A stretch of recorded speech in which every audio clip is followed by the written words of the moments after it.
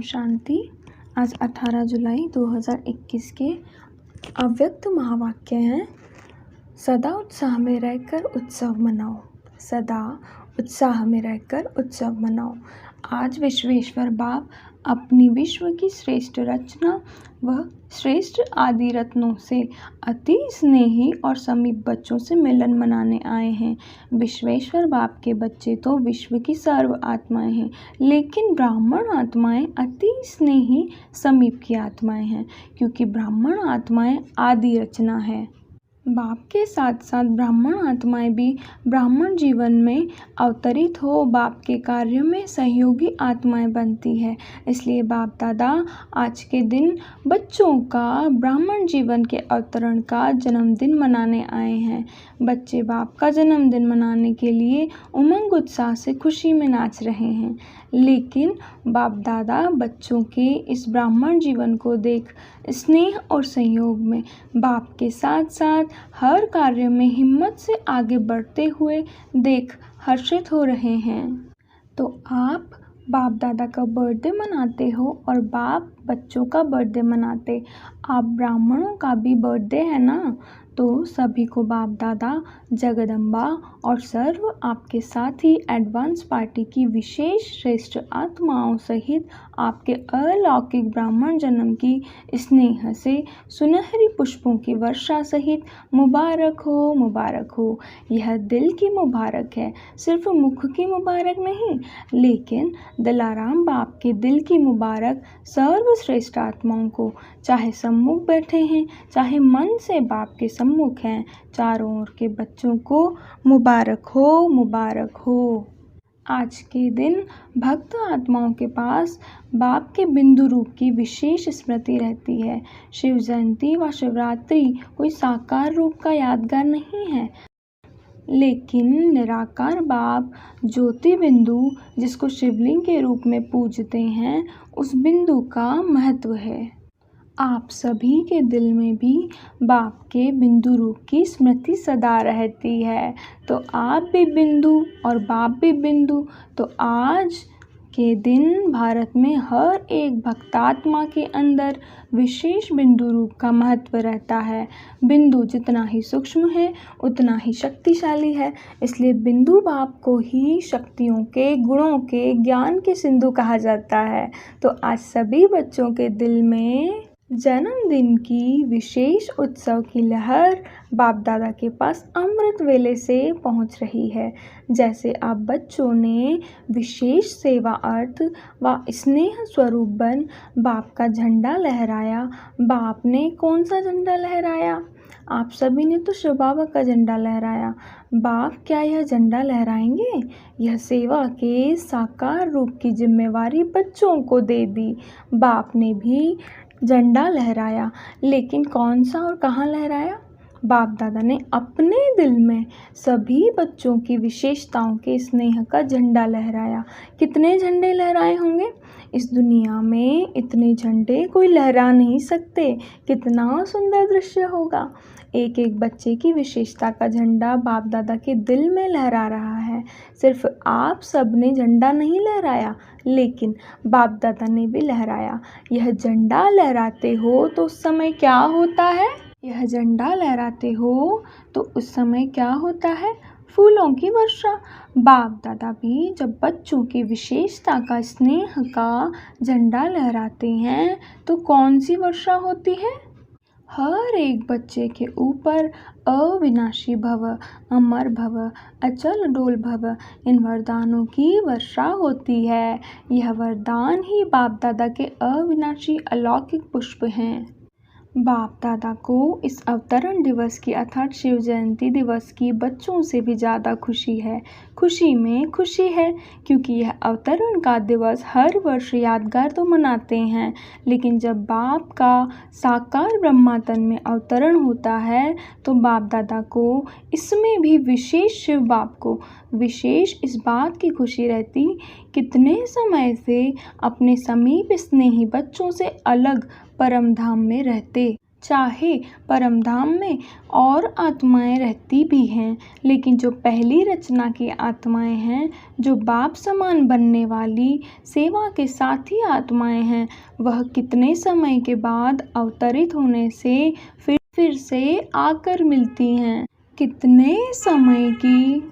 लेकिन जो पहली रचना की आत्माएं हैं, जो बाप समान बनने वाली सेवा के साथी आत्माएं हैं, वह कितने समय के बाद अवतरित होने से फिर से आकर मिलती हैं। कितने समय की बिछुड़ी हुई श्रेष्ठ आत्माएं फिर से आकर मिलती है। अगर कोई अति स्नेही बिछुड़ा हुआ मिल जाए तो खुशी में विशेष खुशी होगी ना। अवतरण दिवस अर्थात अपनी आदि रचना से फिर से मिलना। आप सोचेंगे हमें बाप मिला और बाप कहते हैं हमें बच्चे मिले। तो बाप को अपने आदि रचना पर नाज है। आप सब आदि रचना हो ना, क्षत्रिय तो नहीं हो ना। अभी सूर्यवंशी आदि रचना है। ब्राह्मण सो देवता बनते हैं ना, तो ब्राह्मण आत्माएं आदि रचना है। अनादि रचना तो सब हैं, सारे विश्व की आत्माएं रचना हैं। लेकिन आप अनादि और आदि रचना हो तो डबल नशा है ना। आज के दिन बाप दादा विशेष एक स्लोगन दे रहे हैं। आज के दिन को उत्सव का दिन कहा जाता है। शिवरात्रि व शिव जयंती उत्सव मनाते हैं। उत्सव के दिन का यही स्लोगन याद रखना कि ब्राह्मण जीवन की हर घड़ी उत्सव की घड़ी है। ब्राह्मण जीवन अर्थात सदा उत्सव मनाना, सदा उत्साह में रहना और सदा हर कर्म में आत्मा को उत्साह दिलाना। तो उत्सव मनाना है, उत्सव में रहना है और उत्साह दिलाना है। तो उत्सव मनाना है, उत्साह में रहना है और उत्साह दिलाना है। जहाँ उत्साह होता है वहाँ कभी भी किसी भी प्रकार का विघ्न उत्साह वाली आत्मा को उत्साह से हटा नहीं सकता। जैसे अल्पकाल के उत्साह में सब बातें भूल जाती है ना। कोई उत्सव मनाते हो तो उस समय के लिए खुशी के सिवाय और कुछ याद नहीं रहता। तो ब्राह्मण जीवन के लिए हर घड़ी उत्सव है, अर्थात हर घड़ी उत्सव में है। तो और कोई बातें आएंगी क्या? कोई भी हद के उत्सव में जाएंगे तो वहाँ क्या होता है?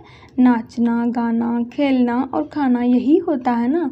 तो ब्राह्मण जीवन के उत्सव में सारा दिन क्या करते हो? सेवा भी करते हो तो खेल समझ करते हो ना, या बोझ लगता है? आजकल की दुनिया में कोई भी अज्ञानी आत्माएं थोड़ा भी दिमाग का काम करेंगी तो कहेंगी बहुत थक गए हैं, दिमाग के ऊपर काम बहुत बोझ है। और आप सेवा करके आते हो तो क्या कहते हो? सेवा का मेवा खा के आए हैं। क्योंकि जितनी बड़ी से बड़ी सेवा के निमित्त बनते हो उतना ही सेवा का प्रत्यक्ष फल बहुत बढ़िया और बड़ा मिलता है।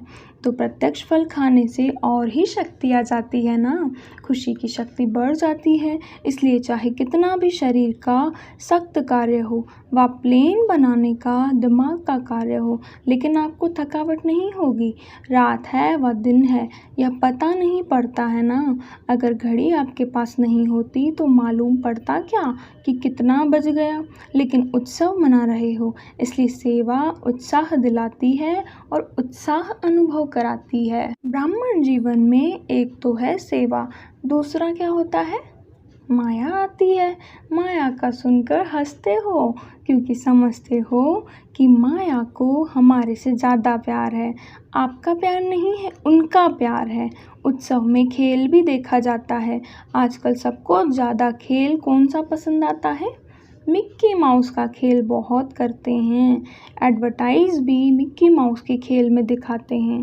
चाहे मैच पसंद करते, चाहे मिक्की माउस का खेल पसंद करते हो, तो यहाँ भी माया आती है तो मैच करो, निशाना लगाओ। खेल में क्या करते हो? गेंद आता है और आप फिर दूसरी तरफ फेंकते हो और कैच कर लेते हो तो विजयी बन जाते हो। ऐसे ही माया के यह गेंद हैं, कभी काम के रूप में आते, कभी क्रोध के रूप में। यह कैच करो कि यह माया का खेल है। अगर माया के खेल को खेल समझ करो तो उत्साह बढ़ेगा। अगर माया की कोई भी परिस्थिति को दुश्मन समझ देखते हो तो घबरा जाते हो। मिक्की माउस खेल में कभी बंदर आ जाता, कभी बिल्ली, कभी कुत्ता, कभी चूहा आ जाता, लेकिन आप घबराते हो क्या? मज़ा आता है ना देखने में। तो यह भी उत्सव के रूप में माया के भिन्न भिन्न परिस्थितियों का खेल देखो। खेल देखने में कोई घबरा जाए तो क्या कहेंगे? खेल देखते देखते भी कोई सोच ले कि ये गेंद मेरे पास ही आ रहा है, मेरे को ही न लग जाए, तो खेल देख सकेगा? तो खुशी और मज़े से खेल देखो, माया से घबराओ नहीं। एक मनोरंजन समझो, चाहे शेर के रूप में आ जाए, घबराओ नहीं। यही स्मृति रखो कि ब्राह्मण जीवन की हर घड़ी उत्सव है, उत्साह है। उसी के बीच ये खेल भी देख रहे हैं, खुशी में नाच भी रहे हैं और बाप के ब्राह्मण परिवार की विशेषताओं के गुणों के गीत भी गा रहे हैं और ब्रह्मा भोजन भी मज़े से खा रहे हैं। आप जैसा शुद्ध भोजन, याद का भोजन विश्व में किसको भी प्राप्त नहीं है। इस भोजन को ही कहा जाता है दुख भंजन भोजन। याद का भोजन सब दुख दूर कर देता है, क्योंकि शुद्ध अन्न से मन और तन दोनों शुद्ध हो जाता है। अगर धन भी अशुद्ध आता है तो अशुद्ध धन खुशी को गायब कर देता है, चिंता को लाता है। जितना अशुद्ध धन आता, माना धन आएगा 1 लाख, लेकिन चिंता आएगी पदम गुणा, और चिंता को सदैव चिता कहा जाता है। चिता पर बैठने वाले को कभी खुशी कैसे होगी? और शुद्ध अन्न मन को शुद्ध बना देता है, इसलिए धन भी शुद्ध हो जाता है। याद के अन्न का महत्व है, इसलिए ब्रह्मा भोजन की महिमा है। अगर याद में नहीं बनाते और खाते तो यह अन्न स्थिति को ऊपर नीचे कर सकता है। याद में बनाया हुआ और याद में स्वीकार करने वाला अन्न दवाई का भी काम करता है और दुआ का भी काम करता। याद का अन्न कभी नुकसान नहीं कर सकता, इसलिए हर घड़ी उत्सव मनाओ। माया किस भी रूप में आए, अच्छा मोह के रूप में आती है तो समझो बंदर का खेल दिखाने के लिए आई है।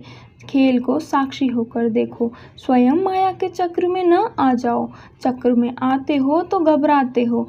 आजकल छोटे छोटे बच्चों को ऐसे मनोरंजन के खेल कराते हैं, ऊंचा भी चढ़ाएंगे, नीचे भी लाएंगे। तो यह मनोरंजन है, खेल है, कोई भी रूप में आए। यह मिक्की माउस का खेल देखो, जो आता है वह जाता भी है। माया किसी भी रूप में आती है तो अभी अभी आई, अभी अभी गई। आप माया के साथ श्रेष्ठ स्थिति से चले न जाओ, माया को आने दो। आप उसके साथ क्यों जाते हो? खेल में होता ही ऐसे है, कुछ आएगा, कुछ जाएगा, कुछ बदलेगा। अगर सीन बदली ना हो तो खेल अच्छा ही नहीं लगेगा। माया भी किसी भी रूप में आए, जो भी सीन आती है वह बदलनी ज़रूर है। तो सीन बदलती रहे लेकिन आपकी श्रेष्ठ स्थिति नहीं बदले। कोई भी खेल में कोई पार्ट बजाता है तो आप भी उसके साथ ऐसे ही भागने व दौड़ने लग जाएंगे क्या? देखने वाले तो सिर्फ देखते रहेंगे ना। तो माया नीचे गिराने के लिए आए या कोई भी स्वरूप में आए, लेकिन आप उसका खेल देखो, कैसे नीचे गिराने के लिए आई। उसके रूप को कैच करो और खेल समझ उस दृश्य को साक्षी होकर के देखो। आगे के लिए और स्व की स्थिति को मजबूत बनाने की शिक्षा ले आगे बढ़ो। तो शिवरात्रि का उत्सव अर्थात उत्साह दिलाने वाला उत्सव सिर्फ आज का दिन ही नहीं है, लेकिन सदा ही आपके लिए उत्सव है और उत्साह साथ है। इस स्लोगन को सदा याद रखना और अनुभव करते रहना। उसकी विधि सिर्फ 2 शब्दों की है, सदा साक्षी होकर के देखना और बाप के साथी बन कर के रहना। बाप के साथी सदा रहेंगे तो जहाँ बाप है, तो साक्षी होकर देखने से सहज ही मायाजीत बन अनेक जन्मों के लिए जगत जीत बन जाएंगे। तो समझा क्या करना है? स्वयं बाप हर बच्चे को साथ देने के लिए गोल्डन ऑफर कर रहे हैं, इसलिए सदा साथ रहो। वैसे डबल फॉरेनर्स अकेले में रहने में पसंद करते हैं। वह साथ इसलिए नहीं रहते कि कहाँ बंधन में न बंध जाएं, स्वतंत्र रहें, लेकिन इस साथ में साथ रहते भी स्वतंत्र हैं, बंधन नहीं अनुभव होगा। अच्छा, तो आज का दिन डबल उत्सव का है। वैसे जीवन भी उत्सव है और यादगार उत्सव भी है। बाप दादा सभी विदेश के बच्चों को सदा याद करते भी हैं और आज भी विशेष दिन की याद दे रहे हैं, क्योंकि जो भी जहाँ से आए होंगे तो सभी के याद पत्र लाए होंगे।